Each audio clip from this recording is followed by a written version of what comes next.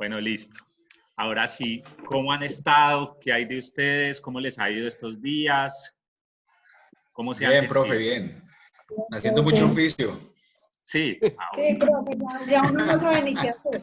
No. Profe, Hay- muy bien, pero el encierro de todas formas es preocupante. sí. Hay que establecerle como una rutina al cerebro, así estemos en la casa, para que no se desubique mucho, para no desubicarnos mucho mentalmente. Entonces hay que establecerle como una Sí, rutina. profe, Yo creo que es lo mejor. pero por ejemplo, yo vivo acá en el centro, la verdad hemos identificado mucho desacatamiento a la norma. La Sí. gente está en la calle, salen en sus vehículos, salen con sus motos, entonces la policía y el ejército han estado como mucho en el centro para restringir el acceso pues, de las personas. Sí. Ok. ¿Y en dónde está Cristian? En el centro, profe, en la 23 con tercera. Ok, en el centro.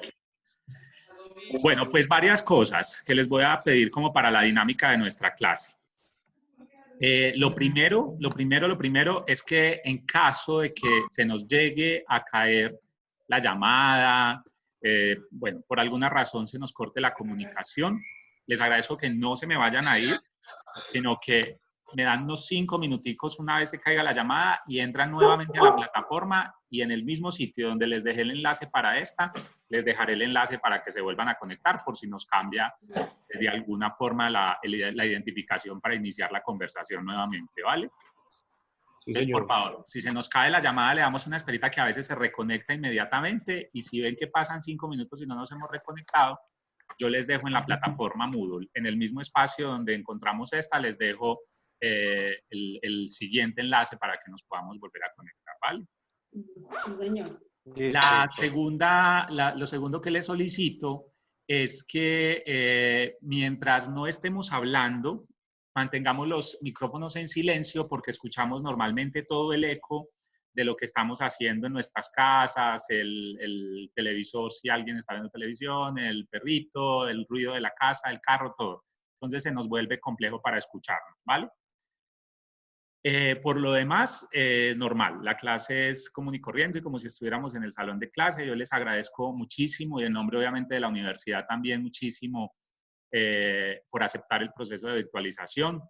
Yo creo que hoy en día la mayoría de las personas estamos familiarizadas con estas metodologías porque pues muchas reuniones en el trabajo, con la familia, los que tienen familias en otras ciudades, en otros países, pues son herramientas que normalmente utilizamos mucho. Entonces van a ver cómo cada vez nos vamos familiarizando más.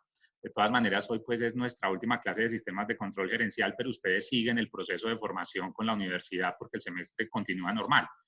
Este es simplemente un proceso que se da mientras mientras se supera la emergencia sanitaria en el país y podemos volver a vernos, a abrazarnos, a saludarnos de mano. Entonces, como invitarlos a que estén muy animados, a que estén muy participativos, a que trabajemos con mucho cariño y van a ver cómo va a ser una jornada súper agradable para todos y sobre todo súper productiva. Entonces, eso es como lo primero. Lo otro que les voy a contar es como la dinámica de la clase del día de hoy. Vamos a ver ahorita unos temas, una clase digamos, más o menos hasta las 9:15 más o menos, 9:15, 9:30 por tardar. Y ahí paramos para dos cosas. Primero, para que ustedes se tomen el tinto, ¿sí? Y segundo, para que hagan un taller, es decir, para que hagan la primera parte del taller que vamos a desarrollar hoy. Es más o menos como la dinámica de si estuviéramos en clase presencial, que uno como profesor explica, los deja trabajar a ustedes media horita, vuelve y explica uno, ustedes otra vez trabajan otra media horita, así para que no se vuelva tan monótono. Y además para que ustedes tengan tiempo de practicar y aplicar lo que yo les voy diciendo que hay que hacer en el documento, ¿sí? Entonces, en ese orden de ideas, como les digo, les pido que el tema de la virtualidad tiene una exigencia alta y es que estemos presentes, es decir, como tenemos tantos distractores donde estamos, en la casa o en el sitio donde estamos, es importante que estemos lo más presentes posible, lo más conscientes posible, es decir, aquí y ahora. Y disfrutemos de este espacio. Por ahí decía Diana ahorita, uy, tanto encierro, entonces aprovechemos este espacio para que nuestra mente piense en otras cosas y concentrémonos ahora en la clase, en lo que vamos a ver, ¿vale? La dinámica va a ser más o menos esa. igual vamos viendo cómo vamos avanzando en el transcurso del día. ¿Qué más les puedo decir? No, yo creo que eso es como la temática general. Otra cosa que les iba a preguntar es si bajaron de la plataforma Moodle los formatos de los que les hablé esta semana en el video. Básicamente vamos a necesitar los siguientes insumos. El formato que está en Word. El formato que está en Word.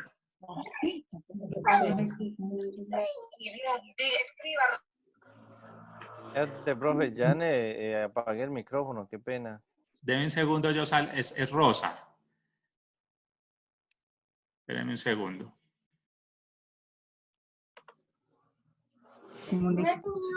Hola, Rosa.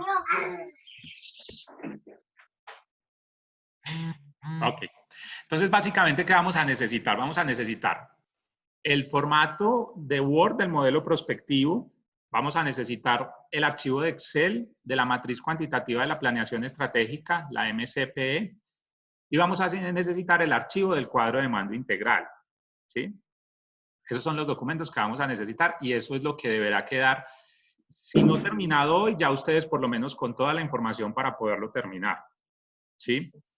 En la plataforma Moodle, el último trabajo que deben subir es el último documento, el cuadro de mando integral, ¿no? Y el tercer trabajo creo que es el modelo prospectivo, el que deben subir.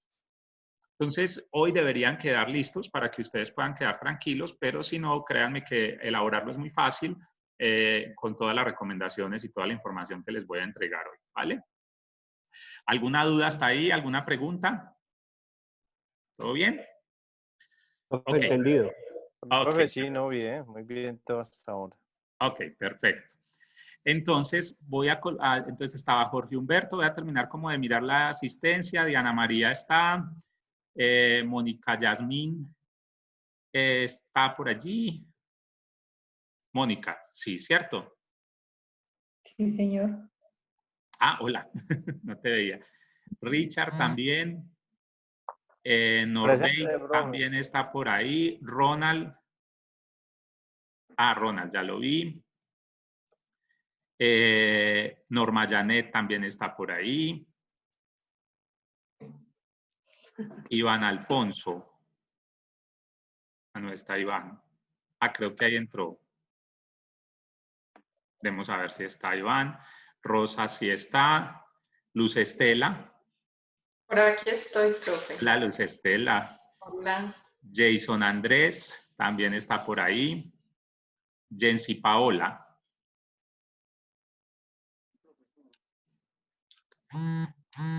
Jaime. Jaime. ¿No está? Jensi Paola está. ¿Cómo están, compañeros? Hola, Iván. Está Iván. Jensi Paola está ahí. Buenos días. Y Jaime tampoco está. Toca decirle a usted que el de Paula está con dificultad. Aló, Jensi Paula. Jensi Paola.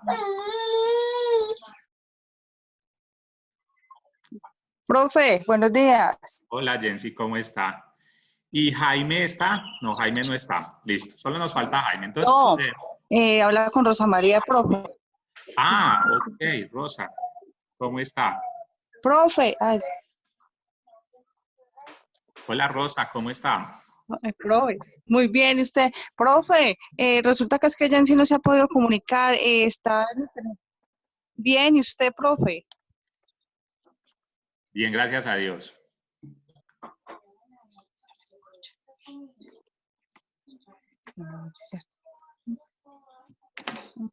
Ok.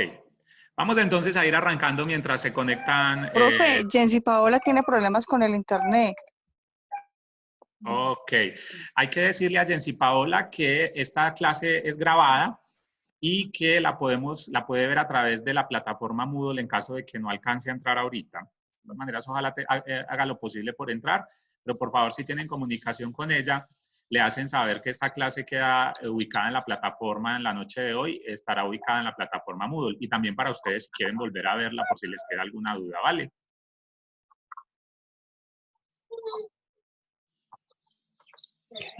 Ok, Que todo está en la plataforma y que si se puede conectar en la plataforma y si no,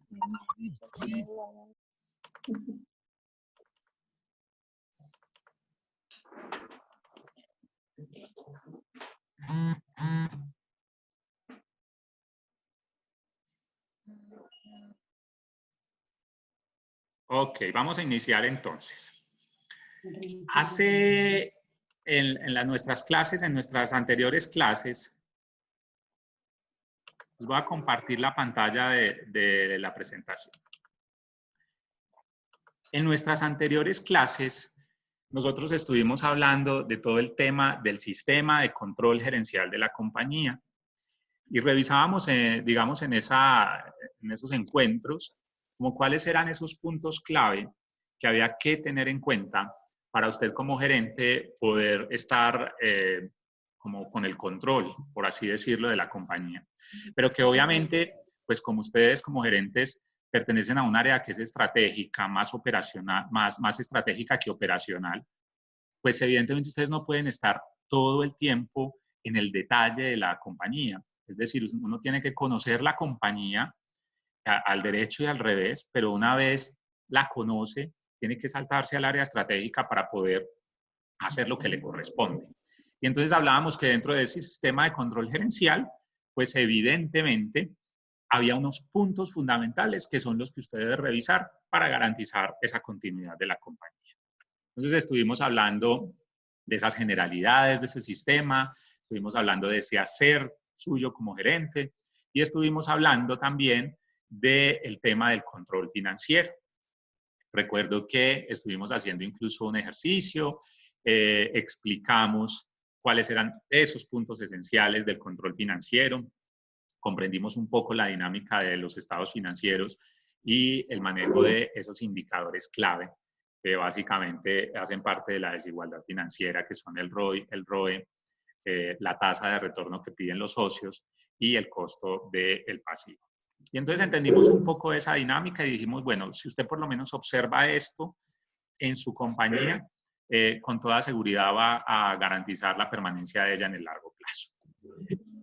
Hasta ahí es como el resumen a grandes rasgos de lo que habíamos hablado, de todos esos elementos de la generación de valor para los interesados en la compañía, para los grupos de interés, y también esas diferencias entre estrategia y eficacia operativa y cómo generar valor, porque finalmente a usted como gerente lo que le están exigiendo es eso, construir relaciones de valor con los interesados en la compañía.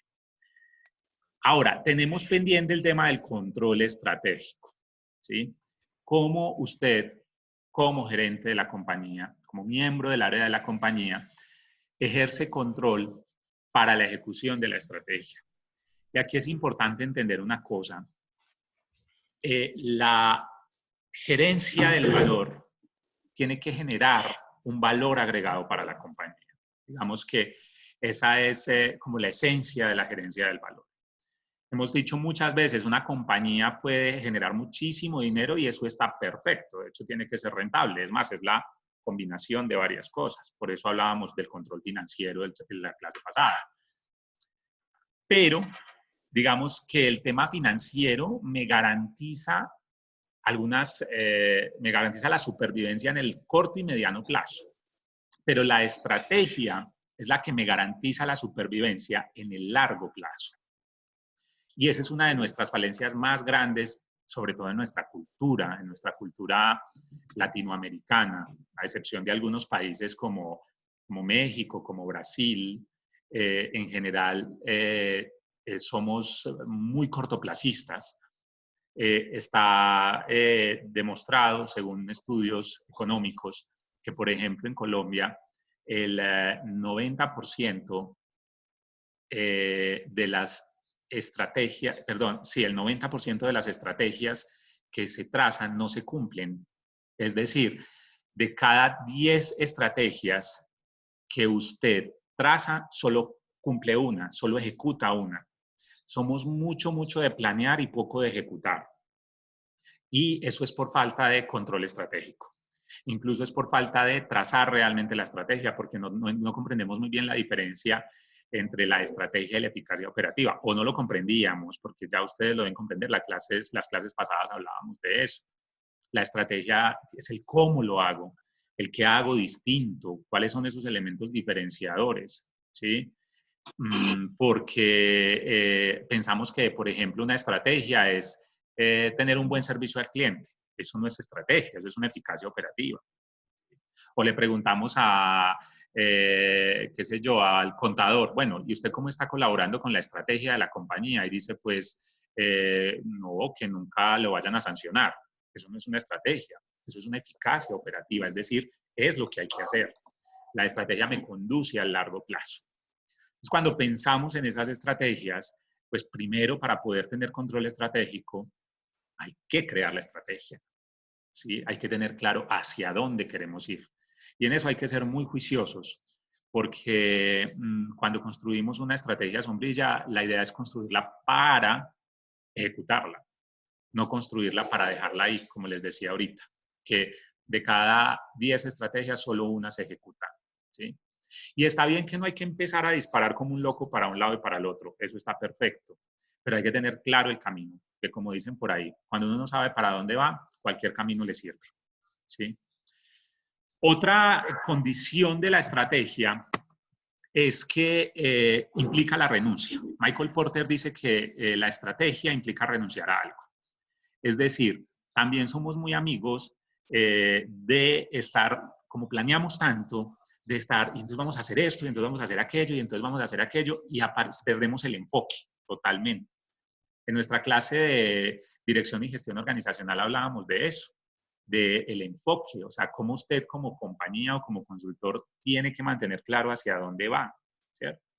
Entonces, Porter dice, mire, la estrategia implica renuncia.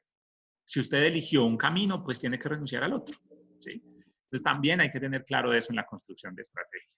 Entonces, tal vez uno de los puntos neurálgicos en nuestras compañías, sobre todo en empresas como las nuestras, que normalmente son empresas familiares, empresas, como les digo, de ciudades intermedias, donde apenas están comprendiendo la importancia de la planeación. Eso garantiza la supervivencia. Como gerente, lo contratan para garantizar eso, la supervivencia de la compañía a través del tiempo. Es decir, a usted lo miden a través de objetivos a largo plazo. Entonces, en ese orden de ideas, como lo hablábamos al principio, hay básicamente 4 grupos de interés que se trabajan a través del cuadro de mando integral. El cuadro de mando integral es una herramienta que diseñaron Kaplan y Norton en Estados Unidos, donde plantearon que la mejor forma de crear la estrategia era dividir la compañía en 4 grandes grupos para enfocarnos con estrategias en cada uno de ellos. El primer grupo son los clientes, el segundo, los accionistas, el tercero, el recurso humano, y el cuarto, el tema de los procesos internos. Entonces ellos decían o dicen, digamos que el cuadro de mando integral, o también lo han escuchado como el Balance Scorecard, es una herramienta que ellos crearon hace ya unos años, varios años, yo diría que unos 20 años más o menos, donde ellos plantearon una forma de administrar la compañía y se volvió tan aceptada en el mundo, pues que ellos incluso sacaron un libro, porque creo que esto viene de una tesis de grado. Entonces, ¿qué pasa? ¿Qué proponen ellos? Dicen, mire, el cuadro de mando integral hay que abordarlo en términos de control estratégico, hay que abordarlo desde 4 variables. La primera, desde el crecimiento y aprendizaje, es decir, lo que tiene que ver con las personas que trabajan para nosotros, ¿sí? Cómo la organización, cómo debe nuestra organización aprender y mejorar, ¿sí? Aprender y mejorar. Es decir, dice, mire, pregúntese eso cuando usted esté en su proceso de planeación estratégica. ¿Cómo debe la organización aprender y mejorar? Lo segundo es los procesos internos, ¿sí? ¿Cómo deben ser nuestros procesos para satisfacer a nuestros clientes externos y a nuestros clientes internos? Es decir, para ser excelentes. El tercero es los clientes. ¿Cómo quiero ser percibido por los clientes? Cuando yo me pregunto cómo quiero ser percibido por los clientes, lo que sigue es pues evidentemente empezar a diseñar la estrategia para darle respuesta a eso. Y el cuarto tiene que ver con los accionistas, y es cuál es el parámetro que utilizarán nuestros accionistas para validar si nosotros somos exitosos. Entonces, a partir de ahí empieza uno a hacerse preguntas respecto a lo que es la empresa. Y aquí vale la pena comentar que el proceso de planeación estratégica o el tema de control estratégico, como les digo, pues inicia precisamente con la elaboración de las estrategias y hacia dónde quiero llevar la organización. Y eso no debería hacerse únicamente con personal interno de la compañía. La idea es que sea un equipo multidisciplinario que combine personas, consultores externos y la gente de adentro. ¿Para qué? Para no perder la objetividad de la compañía. Que ahí era la tareita que habíamos dejado hace 15 días y era de ustedes, iban a hacer el ejercicio de, como si ya lo hubieran consultado, a ese grupo de expertos e iban a sacar los factores críticos del éxito. ¿Se acuerdan? Los factores críticos. ¿Sí? ¿Me siguen hasta ahí? Sí, señor. Sí, profe, perfecto todo. Muchas gracias. Okay. Sí, profe, muy bien todo. Ok, entonces de la mano de esto aparece el concepto de gerencia del valor, que se interpreta como esa serie de procesos que permiten la alineación del ejecutivo con el direccionamiento estratégico. Cuando hablo de la alineación del ejecutivo es porque nosotros en Colombia no hemos entendido el concepto de ejecutivo, ¿sí? Pensamos que ejecutivo es únicamente planear y dirigir. Y el ejecutivo viene de la palabra ejecutar. Es decir, hay que ejecutar. ¿Qué tanto ejecuta usted? Porque de ahí depende qué tan ejecutivo es usted, ¿no? Encontramos muchos gerentes, muchos, buenísimos en planeación, pero regulares en ejecución, porque se les va el día. Primero, a veces se meten en la operación del negocio. Es decir, están todo el día metidos en una planta de producción, están todo el día revisando la minucia y no en la estrategia. O están todo el tiempo únicamente haciendo negocios, lo cual es bueno, pero también tienen que ocuparse de que ejecute la estrategia de la empresa, ¿cierto? Entonces, ¿por qué se da el origen de la gerencia del valor?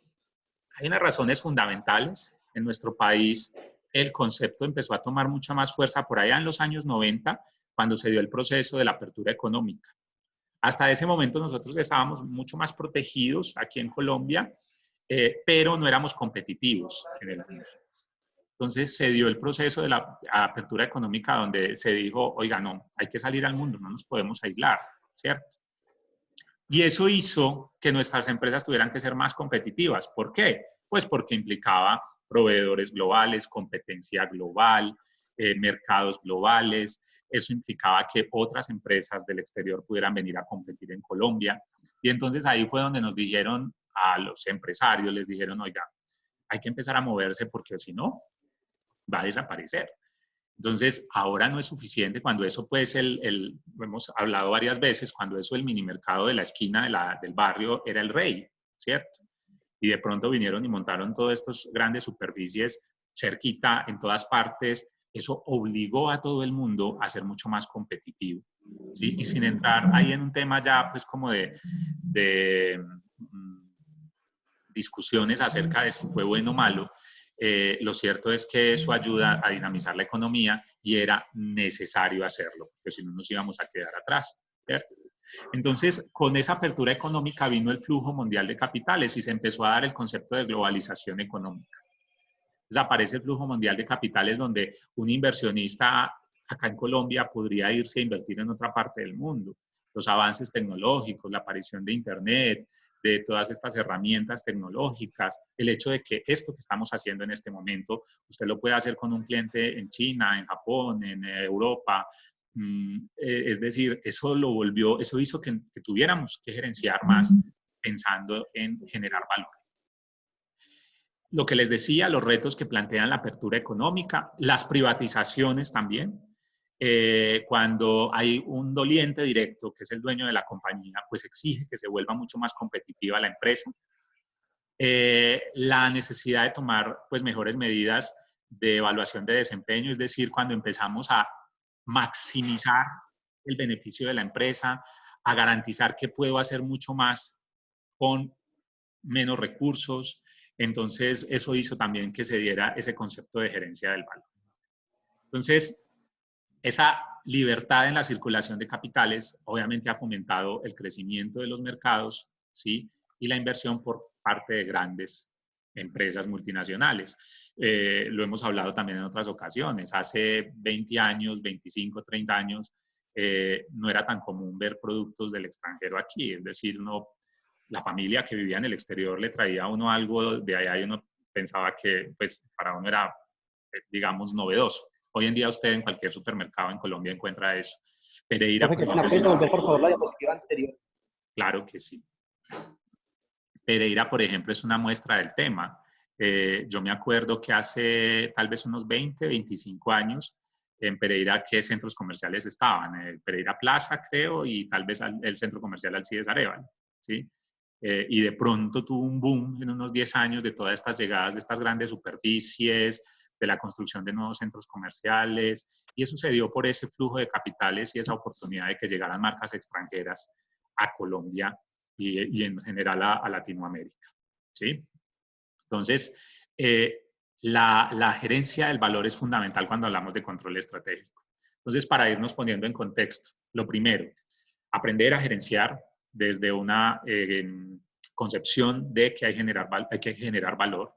Construir la estrategia es fundamental y viene el tema de ejecutarla. Y al momento de ejecutarla es donde aparece el control estratégico, ¿sí? Entonces, ¿cómo es el camino para construir ese, bueno, estos son algunos ejemplos pues, de inversiones de capitales? ¿Cómo es el camino para construir, para hacer ese control de gestión? De esto ya habíamos hablado en las clases anteriores, pero quería mostrarles esto.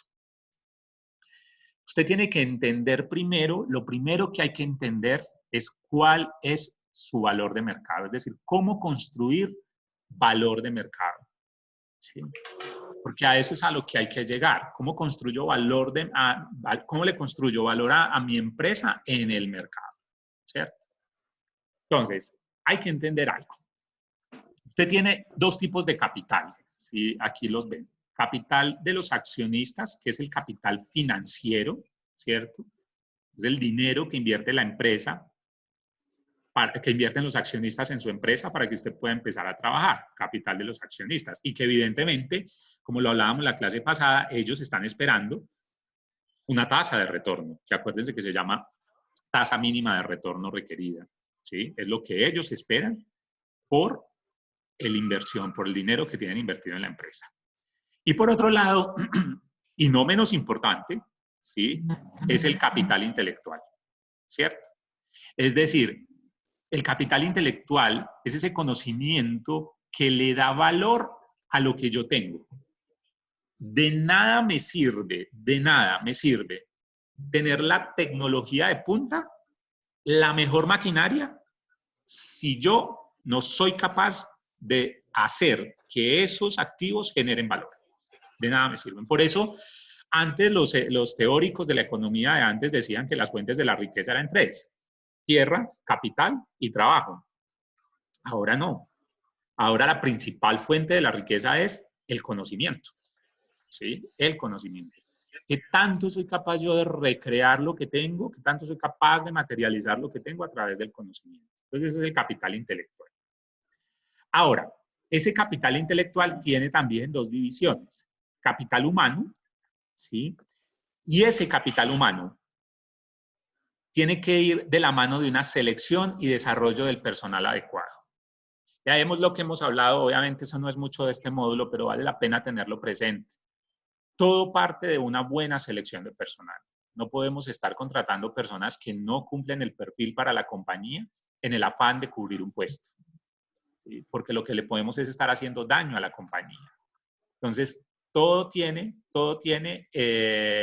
digamos, lo fundamental ahí es el tema de la selección del capital cuando estamos hablando de la gestión humana. Y por otro lado está el capital estructural. que son los vínculos creados o los vínculos o las relaciones creadas. Sí, ahí me están escribiendo en el chat, creo que me está escribiendo Ronald. Y se me había escapado decirles ahorita, cuando quieran participar, pueden hacerlo, son libres de hacerlo, simplemente me hacen la señita y paramos y pueden participar, ¿vale? Entonces, sí, Ronald, si quieres nos cuenta lo que nos estabas escribiendo ahí.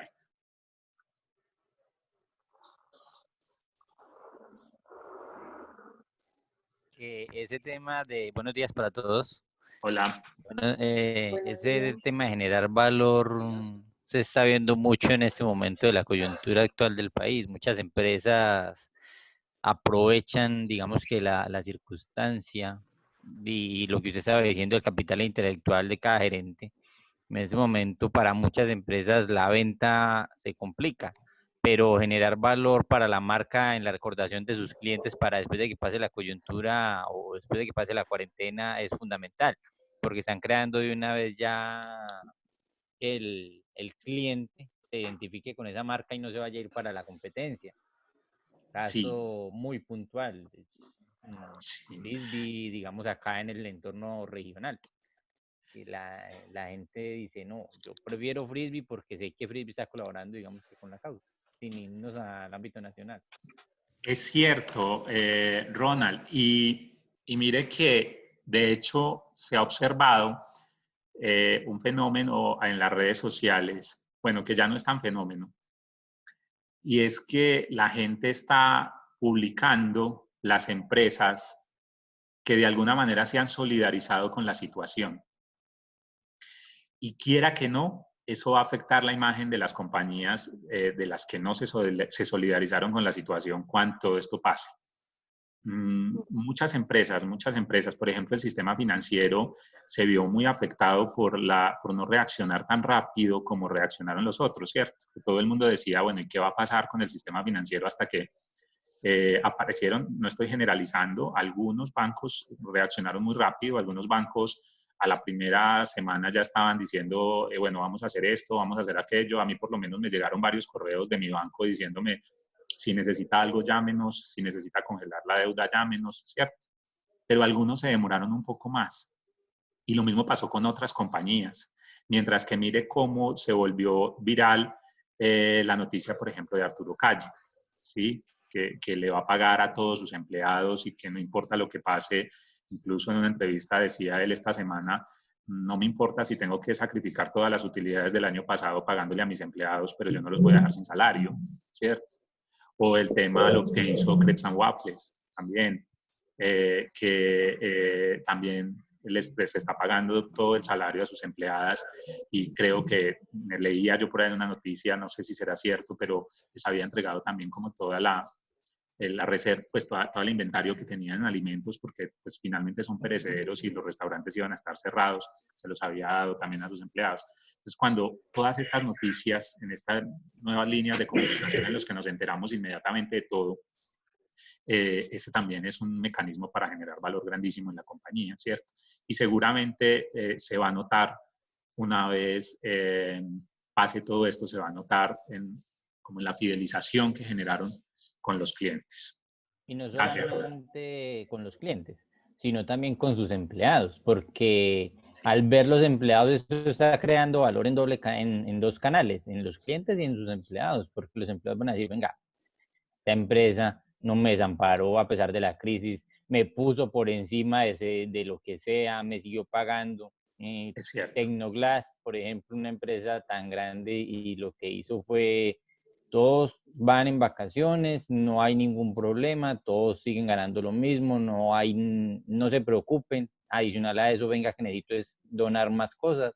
Eso genera un compromiso total de parte y parte, y los empleados lo que van a hacer después de que pase esto es trabajar con más ganas porque necesitan es recuperar lo que ya invirtieron. Totalmente de acuerdo, totalmente de acuerdo. Mil gracias, Ronald, por la participación. Ya saben, si quieren participar, me avisan, me escriben y dale, Iván. haciendo una acotación de lo que estaba hablando el compañero, tiene toda la razón. Eso genera un valor agregado para la empresa porque de verdad puede aumentar la productividad. Digamos, si yo vendo servicios o si ofrezco servicios de una compañía, pueda rendir al 100% o al 200%, porque a uno como colaborador de una asociación o de una organización nunca se le olvida ese tipo de gestos que tienen con uno. Entonces es importantísimo y yo creo que dentro de esos indicadores están esas estrategias de, como hablamos en la clase anterior, de qué manera puedo yo ayudarle a los empleados o colaboradores y qué valor agregado puedo generar para que ellos tengan un mejor bienestar. Sí, sí, y mira que lo que hemos hablado, bueno, eso no lo hablamos en este módulo, pero creo que lo hablamos en dirección y gestión organizacional alguna vez. Mira que obviamente todos trabajamos por el dinero, ni más faltaba, ¿sí? Es un mecanismo que social, en esta estructura que hemos creado social, pues el dinero es un mecanismo que necesitamos para sobrevivir, ¿cierto? Pero mira que las personas hoy en día se comprometen también mucho más a través de otros gestos, ¿sí? Eso crea unos lazos de valor grandísimos, en los que uno dice, uno como empleado, por ejemplo, dice a veces, uy, me ofrecieron más plata en tal parte, pero es que cómo me voy de aquí si tal día me ayudaron con tal cosa, si cuando necesité tal ayuda, ahí estuvieron. Eso crea mucha fidelización, favorece mucho el tema de la lealtad. Y eso es generar valor. Y a la hora de, cuando lo analizamos, eso es garantizar la supervivencia de una compañía. Esas decisiones que yo tomo son garantizando la supervivencia de una compañía. Y vuelvo y les digo, recuerden que esa es la tarea como gerente, garantizar esa supervivencia. ¿Sí? Ok. Entonces, continuando con el tema, ese capital, está el capital humano que les decía y viene el capital estructural, que son los vínculos y relaciones creadas. Acuérdense, importantísimo, empresa que no genere relaciones de valor está condenada a desaparecer. Ah, Oscar, pero yo conozco tal empresa que lleva 10 años. Sí, pero es que 10 años es muy cortico para la vida de una empresa. ¿Sí? En teoría uno crea una empresa para que dure siempre, ¿cierto? Que cuando usted se muera, pues le queda a sus hijos y a sus nietos y en fin, ¿cierto? Entonces, puede que dure 10, 15, 20 años, pero tarde o temprano llega el momento en que el entorno le cobra esa falta de haber creado relaciones. Dentro de ese capital estructural, entonces, tenemos el capital de los clientes, y es lo que les decía, la imagen que tienen los clientes, y el capital organizacional u organizativo, que es el que tienen los procesos internos y las capacidades de la compañía. Entonces, recuerden, capital estructural se divide en dos: capital de clientes y capital organizativo, procesos internos. ¿Sí? Y por otro lado, dentro del capital organizativo tenemos la innovación, que es el desarrollo y la creatividad. Y aquí yo quiero decirles algo, y es que recuerden que innovación no es únicamente sacar productos nuevos. La innovación también tiene que ver con mejorar los productos que yo ya tengo, ¿no? Es importantísimo también que tengamos claro eso. Y el capital del proceso, que tiene que ver con sistemas amables dentro de la compañía. Cuando hablo de sistemas amables, recuerden que la compañía, como todo en la vida, funciona como un sistema. Y un sistema tiene dos características fundamentales. La primera es que tiene unas relaciones, es decir, que está conectado unas cosas, unos procesos con otros. Es decir, hay una relación constante y una interacción constante dentro de ese sistema. Y se está actualizando constantemente, por eso se llama sistema, porque constantemente se están repitiendo acciones y se están actualizando.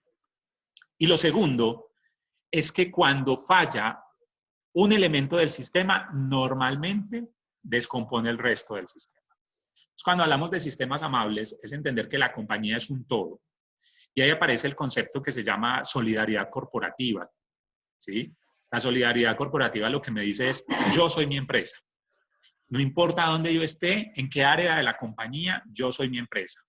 Si yo soy el gerente de ventas, yo soy la empresa. Es decir, si yo soy el gerente de ventas y un cliente me pregunta por un tema de distribución, pues evidentemente puede que no sea mi fuerte, pero yo no le puedo decir, ah, no, eso no es mi problema, qué pena, eso es el área de distribución. No, no, no. Usted es su empresa, Y eso se llama solidaridad corporativa. O si yo soy el de distribución, yo el de distribución no puedo decir, no, yo no sé entonces a usted qué le dijo el que estaba vendiendo. No, yo soy mi empresa, solidaridad corporativa, y eso tiene que ver con esos sistemas amables. Entonces, cuando hablamos del cuadro de mando integral, la construcción de esa estrategia sombrilla, tenemos que tener en cuenta esta ruta, ¿sí? Porque ahí abarcamos todos los elementos de los interesados en la compañía. ¿Alguna pregunta hasta ahí? No, profe, por ahora todo está muy claro. ¿Todo bien? Ok. Entonces, una vez hay claridad sobre el asunto, viene el tema de la construcción de la estrategia sombrilla. Y ahí es donde vamos a trabajar el primer archivo, el que se llama modelo prospectivo. Lo voy a abrir aquí y lo vamos a compartir para explicarles cómo se empieza a construir.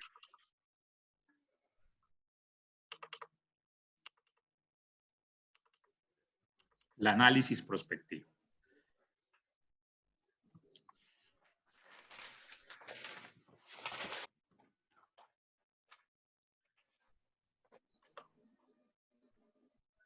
¿Jensi al fin se pudo conectar o no? Ah, sí, ahí está. Sí, profe, Hola, yo Jensi, estoy ¿cómo aquí. está? Hola, Bien, profe, ¿y usted cómo está? Muy bien, afortunadamente. Ah, bueno, me alegra mucho. Me alegra mucho que esté aquí con nosotros. Sí, un poquito estresada porque con esta contingencia, en el caso particular, me ha tocado muy duro porque trabajo en la Secretaría de Desarrollo Social de Pereira y ha sido un tema bastante difícil a nivel laboral. Sí, claro, una exigencia muy alta con todo este tema. No, tenaz. Pero bueno, ahí vamos. Bueno, importante seguir y no desfallecer. Sí, definitivamente que sí. Bueno, entonces les comparto esto. Ustedes tienen este documento, que como les digo es el que bajaron de la plataforma Moodle. Sí. Al principio, para nuestro ejercicio académico, valga la aclaración, simplemente es hacer una descripción pequeña de la empresa. ¿Por qué digo que para nuestro ejercicio académico? Porque obviamente en la vida práctica implica un estudio grandísimo de mercados, una investigación de mercado, un estudio de la compañía al interior, ¿sí? Y eso es un proceso que normalmente dura unos 6 meses, porque si usted se sienta a hacer esto es porque usted está marcando el futuro de su organización. Entonces, lo que les decía al principio, pues si usted lo va a hacer es para ejecutarlo, o si no, no lo haga, ¿sí? Porque ¿para qué va a desgastarse haciendo todo un ejercicio involucrando personal, involucrando consultores externos, consultores internos, si no lo va a ejecutar? Y como va a marcar el futuro de su organización, pues requiere un estudio profundo. Para nuestro ejercicio académico, pues vamos a partir de que ese estudio ya se hizo. Pues aquí simplemente van a colocar una descripción general de la empresa, a qué se dedica, cuántos años lleva en el mercado, cuál es el producto o servicio que ofrece, cuál es como su filosofía de trabajo, bueno, una descripción general de la compañía. Y después vienen los factores críticos. Yo les decía en la clase pasada que los factores críticos normalmente se pueden sacar a través de un método que se llama método Delphi o consulta externos. No sé si recuerdan que hablamos del tema. La consulta expertos lo que me dice es que un experto puede ser un niño de 5 años, dependiendo del producto que yo esté ofreciendo, ¿sí? Entonces, ¿qué me dice la consulta expertos? Que yo debería, ¿alguien quiere hacer una pregunta? Me está escribiendo en el chat, pero es que no está identificado. Sí, Iván. Hola, Iván. No, qué pena, profe. Tranquilo. Llevando a colación este formato, ¿cierto? Sí. Digamos en el caso de nosotros que estamos con el tema de la producción de miel de abejas y la empresa todavía no está conformada, sino que es como un apoyo a esas personas que se dedican a esos procesos. ¿Cómo tendríamos que hacer ahí el tema sabiendo que la empresa como tal no está conformada? Pues no, de hecho este método se le puede aplicar a un proyecto de emprendimiento, ¿sí? Sí. No hay ningún problema. Lo bonito de este asunto es que como es un tema de estrategia, de planeación estratégica, usted se lo puede aplicar a un proyecto de emprendimiento. Incluso, es una herramienta que uno podría aplicar hasta en la vida personal de uno. ¿Sí? Si uno quisiera, si uno es más juicioso con uno mismo y con su plan de vida, uno podría crear este documento para uno, para marcar el camino hacia donde quiere ir. ¿Sí? Entonces, en el caso de ustedes, que lo que es más un proyecto, también puede aplicar, también lo podrían utilizar. Ah, sí, profe, qué pena. Nosotros también, Jorge y yo, estamos con el mismo tema porque nosotros le estamos aplicando pues todo este trabajo al proyecto de grado de nosotros. Sí. Incluso si me permite, bueno, claro que ahorita vamos a revisar, nosotros ya hicimos los factores críticos, pero obviamente son supuestos que hemos estudiado nosotros para la empresa que estamos creando. Ok, sí, claro. En un proyecto de emprendimiento funciona perfecto. De hecho, ojalá todos los proyectos de emprendimiento lo pudieran hacer o tuvieran la disciplina de hacerlo desde el principio. Porque es que el proyecto de emprendimiento fundamental es saber para dónde vamos, ¿cierto? A dónde queremos llegar. Entonces, ojalá todos los proyectos de emprendimiento lo hicieran antes de arrancar, ¿sí? Es muy interesante el ejercicio. Entonces, recuerden que inicia con una consulta de expertos. ¿Cómo llegar a esos factores críticos? Consultándole, como le digo, clientes potenciales, clientes actuales si los tengo, en el mercado, gente que sepa mucho del tema, especialistas en marketing, especialistas en producción, en fin, escoger como un grupo de expertos. Se sugiere que nunca sea menos de 45 y se sugiere que siempre sea impar. Y ahora, como les hablaba la clase pasada, si usted tiene los recursos para consultarle a una persona, qué sé yo, a un autor de libros sobre el tema, a un Michael Porter, a un Henry Misberg, pues bueno, ¿cierto? Lo que pasa es que, pues obviamente, normalmente nuestras empresas no tienen esos presupuestos o no se los dedican a este tipo de cosas. ¿Qué le va a preguntar a usted, por ejemplo, en este caso? Oiga, cuénteme, como mandarle una entrevista diciéndole, vea, mi empresa se dedica a esto, a esto, a esto, a esto, estamos en el proceso de construcción de la estrategia, Cuénteme, de acuerdo a esas características de mi empresa, ¿cuáles creen ustedes o cuáles cree usted que son mis factores críticos? ¿Cierto? Entonces, ¿qué son esos factores críticos? Esas cosas que son fundamentales para que una persona, para que una empresa o para que un proyecto pueda funcionar. ¿Sí? Aquí es importante tener en cuenta todo, es decir, no solamente como en lo que yo sea bueno, no, sino en eso que es necesario para que mi empresa funcione, en eso que es fundamental para que mi empresa funcione. ¿Listo?